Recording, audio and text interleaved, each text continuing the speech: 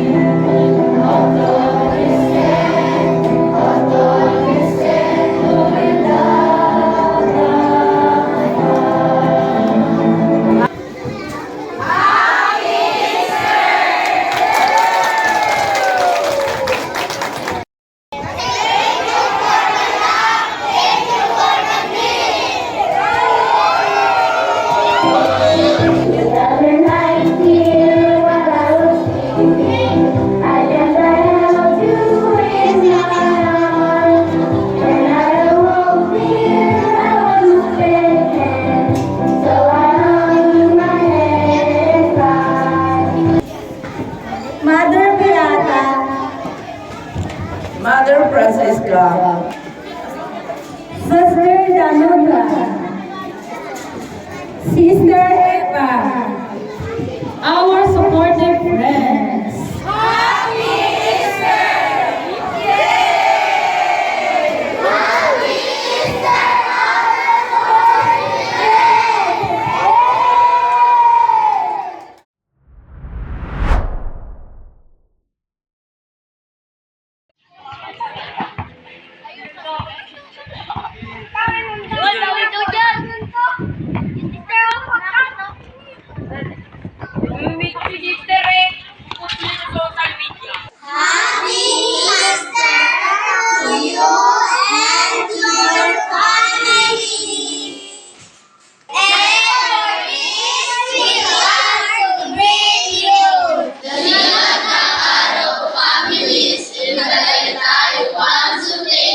For your generosity and support. May the light of the risen Christ shine in your hearts.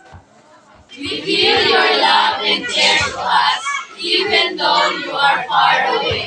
dear Sister Eva, and to our dear adopted guardians and friends who are supporting the River of Milk.